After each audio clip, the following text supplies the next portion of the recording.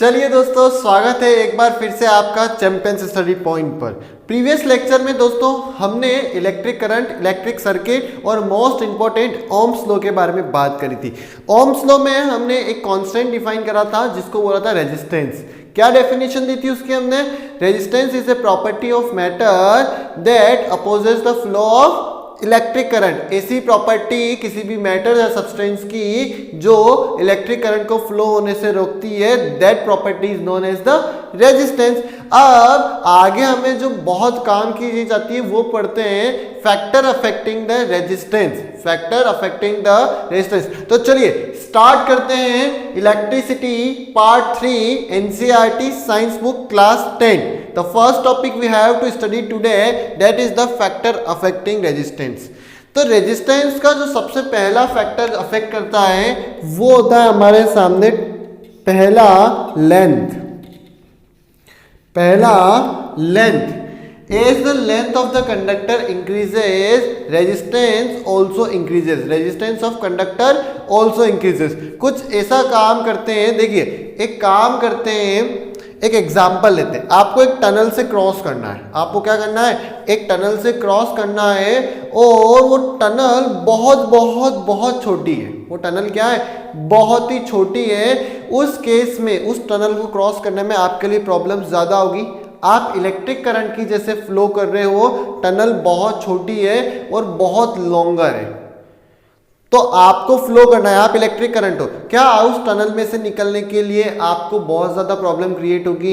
Exactly जितनी longer tunnel होगी उतनी ही आप पे क्या होगी? प्रॉब्लम्स ज़्यादा क्रिएट होगी।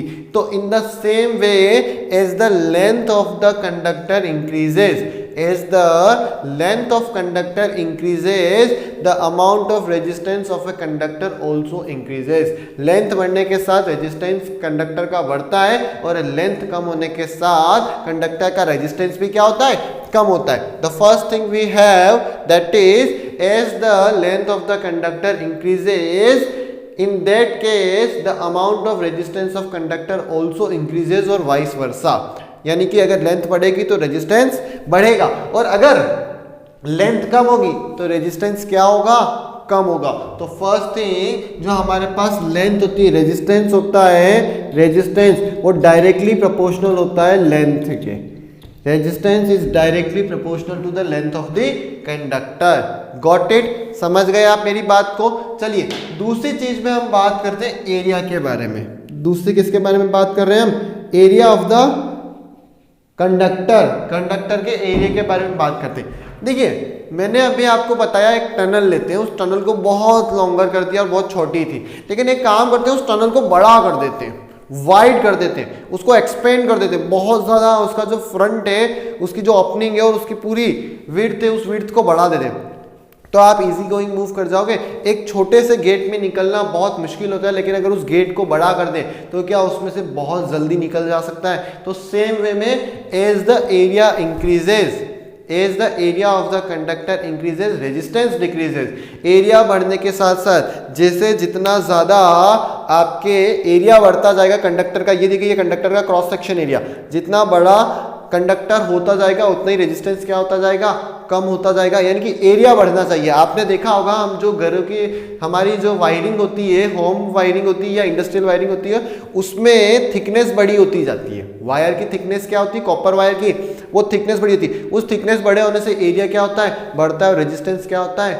कम होता है, जिससे उस वायर की कैपेसिटी बढ़ जाती है, उसकी एज बढ़ जाती है। तो सेम वे में as the area of the conductor increases, it will result in decrease of resistance.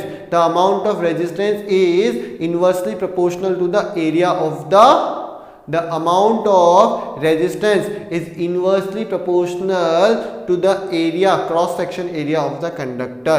जैसे जैसे हमारे सामने एरिया बढ़ेगा उसी के रेस्पेक्ट में रेजिस्टेंस कम होगा, या फिर एरिया कम होगा तो रेजिस्टेंस क्या होगा? बढ़ेगा। That means we can say that resistance is inversely proportional to the area.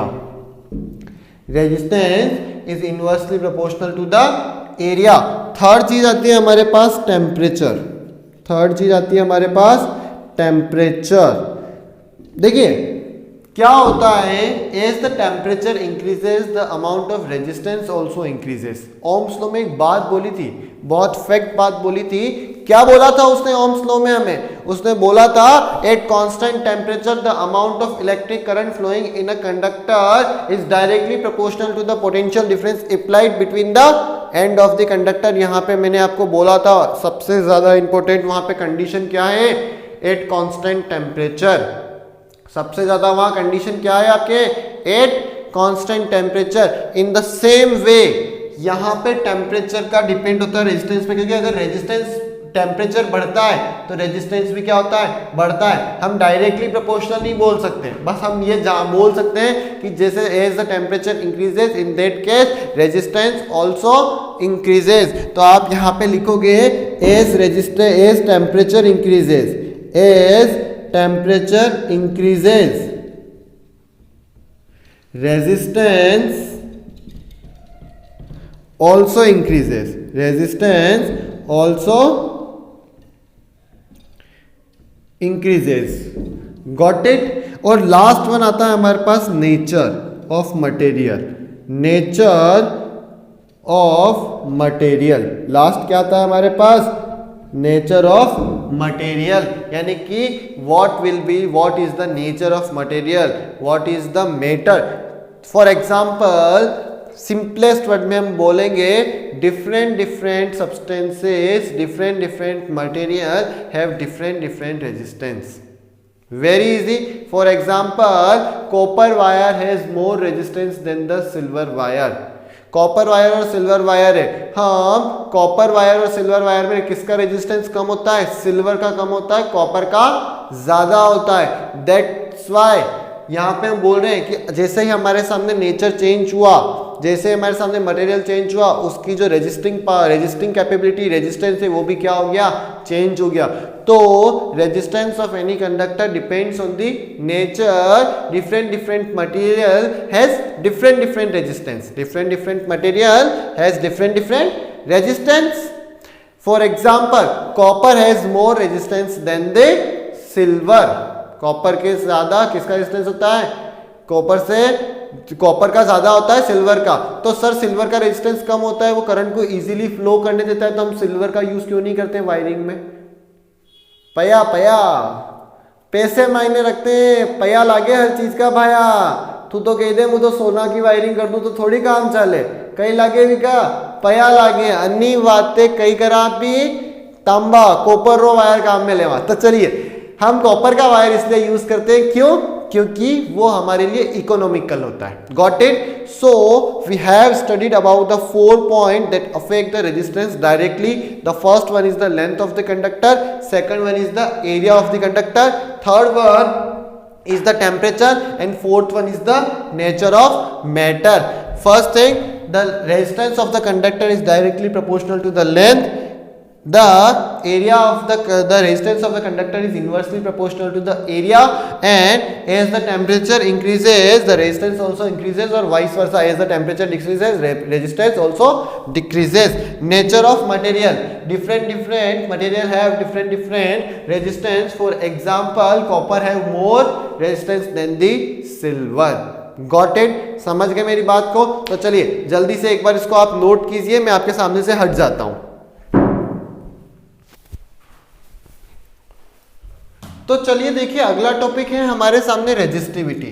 अभी हमने फैक्टर अफेक्टिंग रेजिस्टेंस के बारे में बात करी थी, अब डिफाइन करते हैं रेजिस्टिविटी को। तो सबसे पहले कुछ इंपॉर्टेंट टर्म्स, सबसे फर्स्ट ध्यान रखना, हमने अभी फर्स्ट चीज डिफाइन करी, the length of the resistance of the conductor is directly proportional to the length of the conductor. Okay, got it? मेरी बात को समझ रहे हैं? The length of the resistance of the conductor is directly proportional to the length of the conductor. Second चीज अगर हमने जो अभी डिफाइन करी वो बोला था, the resistance of a conductor is inversely proportional to the area of conductor. Second चीज अभी हमने स्टेटमेंट में बोली। अगर मैं इन दोनों को कंबाइन कर देता हूं तो R is proportional to L upon A।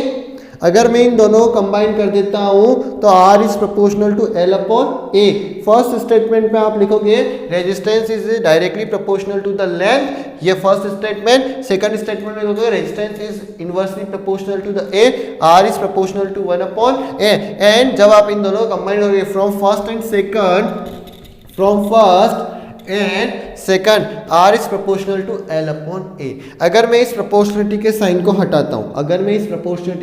हटाता हूं, तो R इक्वल्स टू एक रो लगाता हूं, उस रो को बोलते हैं रेजिस्टिविटी। उस रो को क्या बोलते हैं अपन? प्रोपोर्शनलिटी कांस्टेंट है rho, R rho L upon A। Got it? अब यहां से आप रो निकाल लीजिए। देखिए ये ऊपर आ जाएगा A और L नीचे आ जाएगा, तो रो इक्वल्स टू आप क्या लिख सकते हो? R A इधर आया अपॉन L, इस L को नीचे भेज दिया, A इधर आया, L को नीचे भेज दिया। आपको समझ में नहीं आता है तो थोड़ा सिंपल कर लेते हैं इसको। A को इधर लिखिए R A upon rho L। रो को कुछ ऐसा बनाते हैं, P को ऐसे कर देते हैं, ये रो होता है, इसको अपन क्या बोलते हैं? रो बोलते हैं। और रो इक्वल्स टू कितना आ जाएगा आपके पास? L नीचे ले आइए, R A upon L equals to rho. तो रो इक्वल्स टू आ गया आपके सामने formula R A upon L।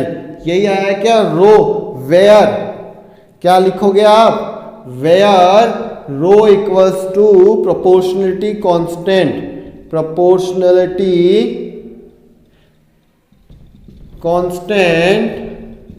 that is called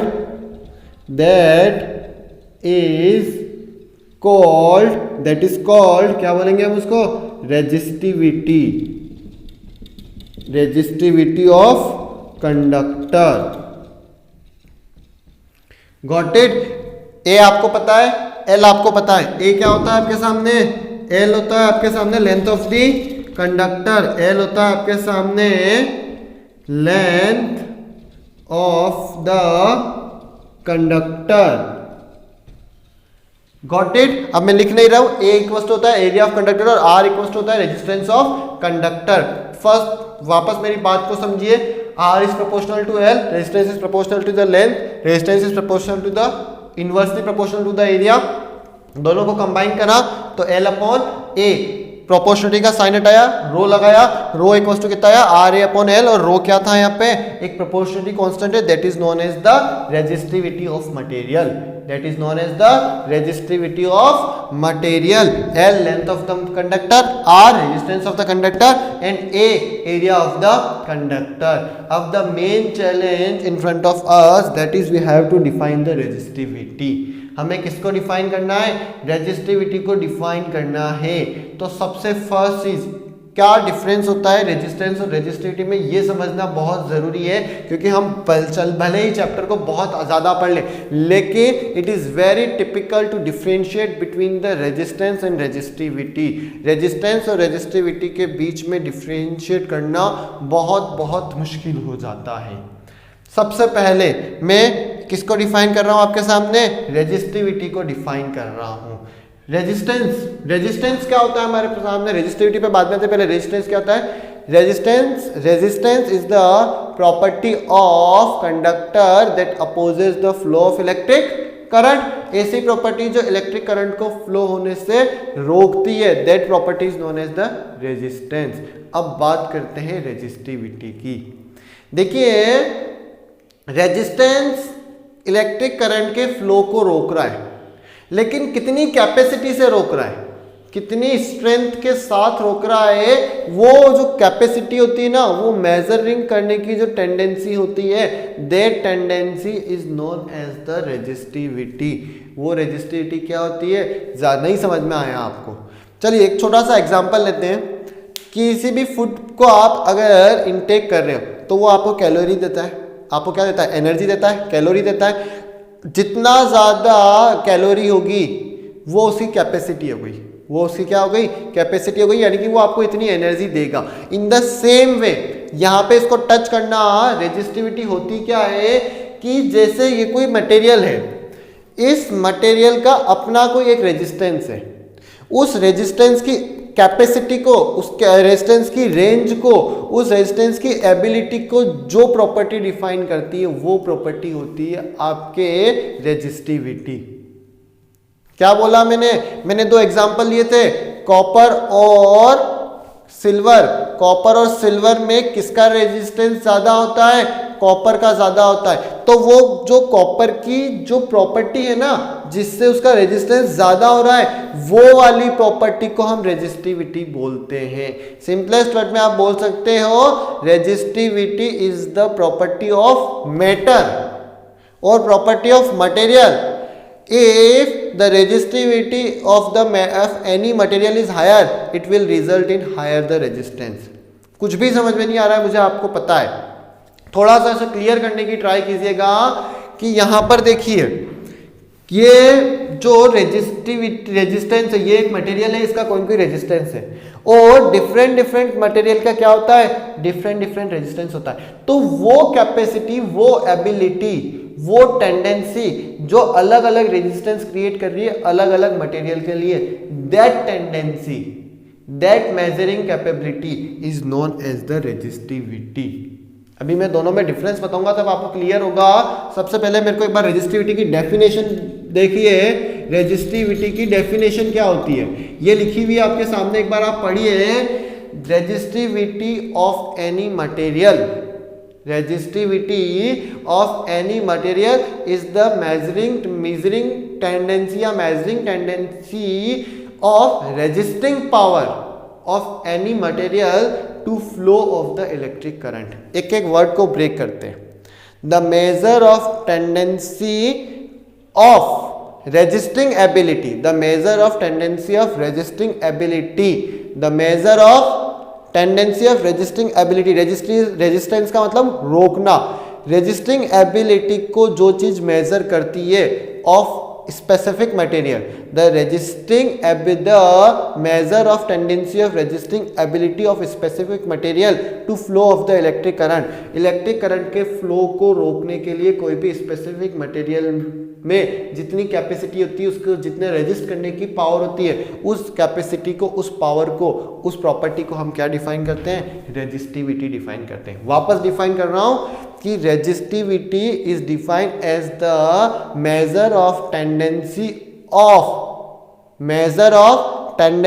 of resisting power और resisting ability of specific material to flow the electric current. Electric current को flow होने से रोकने के लिए किस एबिलिटी के साथ, किस कैपेसिटी के साथ वो परफॉर्मेंस दे रहा है, that property is known as the resistivity.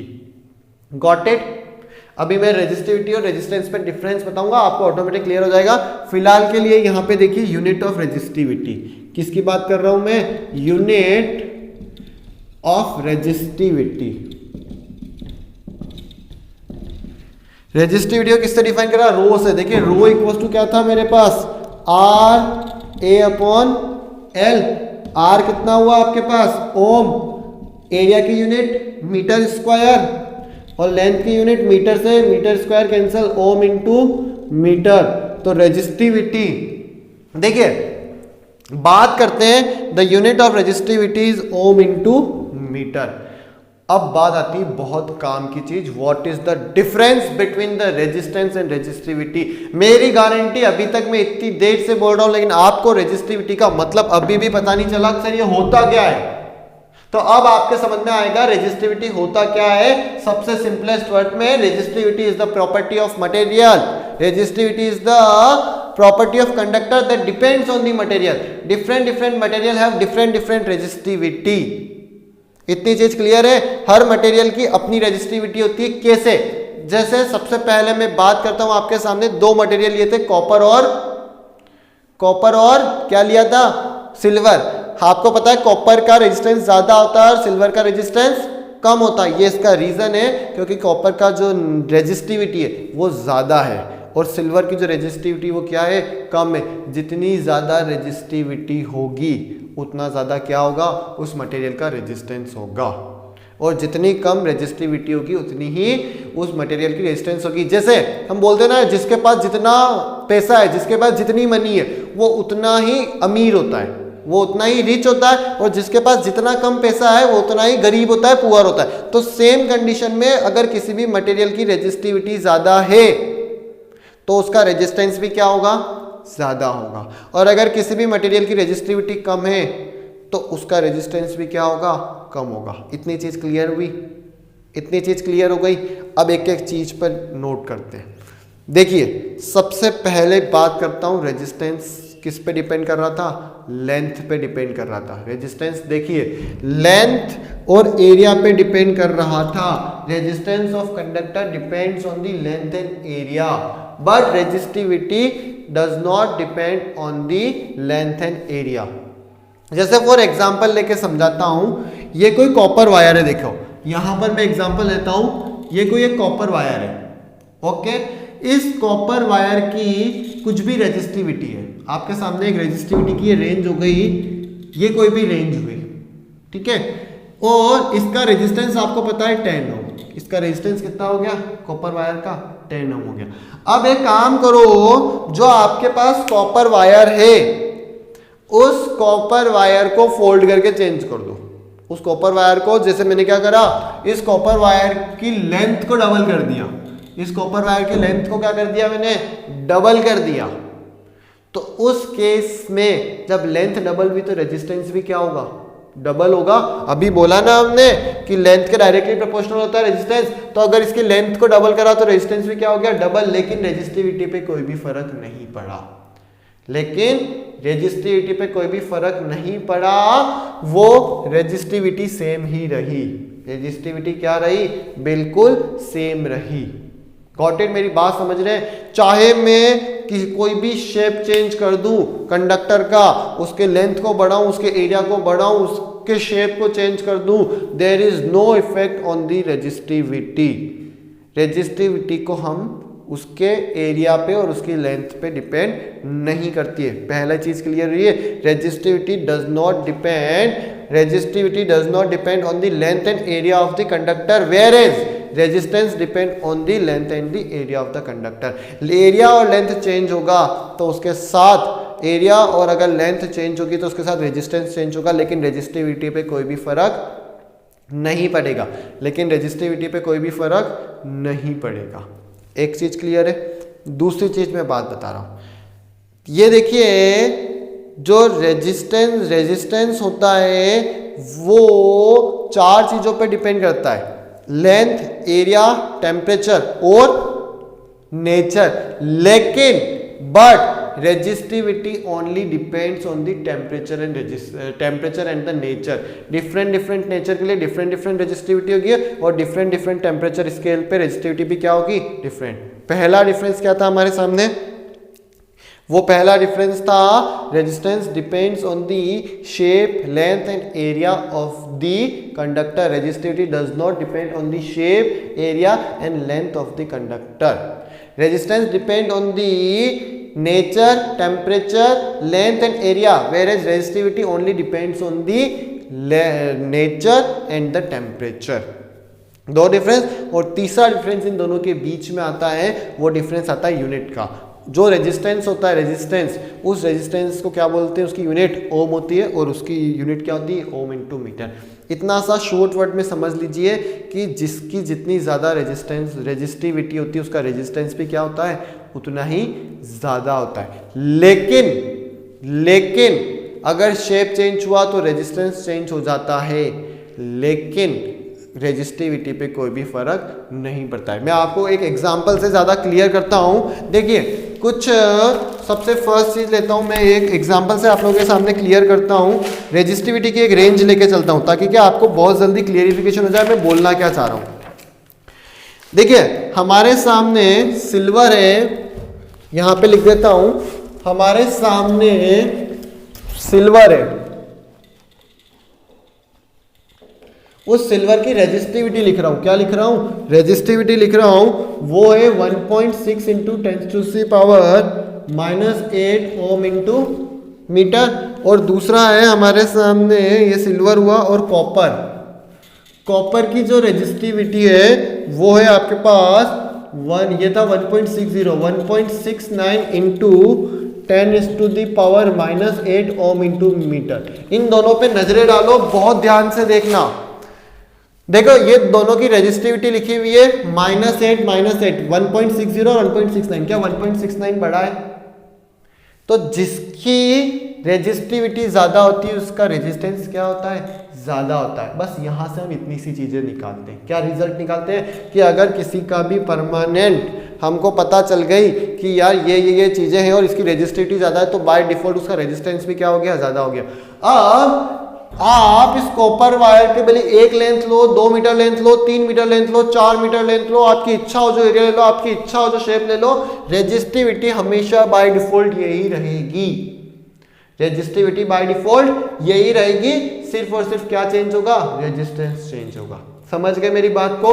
तो 3 डिफरेंस थे। सबसे पहला शेप पे, रेजिस्टिविटी शेप पे डिपेंड नहीं करती, रेजिस्टेंस शेप पे डिपेंड करता है। दूसरा डिफरेंस, रेजिस्टिविटी नेचर पे और टेम्परेचर पे डिपेंड करती है और वो एरिया, लेंथ और टेम्परेचर, नेचर 4 पे डिपेंड करता है। तीसरी, रेजिस्टिविटी की यूनिट ओम इंटू मीटर होती है और उधर रेजिस्टेंस की यूनिट क्या होती है, ओम होती है। Got it? इतनी बात समझ गए? चलिए मैं आपके सामने से हट रहा हूं, एक बार इसको नोट कर लीजिए। यहां पे लैंग्वेज में लिखेगा resistance is directly proportional to the length, resistance is inversely proportional to the area. From equation first and second we conclude that R is proportional to L upon A। उसके बाद आपको ये नोट करना है। और जो अभी आपके सामने डेफिनेशन आई है रेजिस्टिविटी की, वो रेजिस्टिविटी की डेफिनेशन और रेजिस्टिविटी और रेजिस्टेंस में डिफरेंस। चलिए एक बार मैं सामने से हट रहा हूं, आप इसको नोट कीजिए।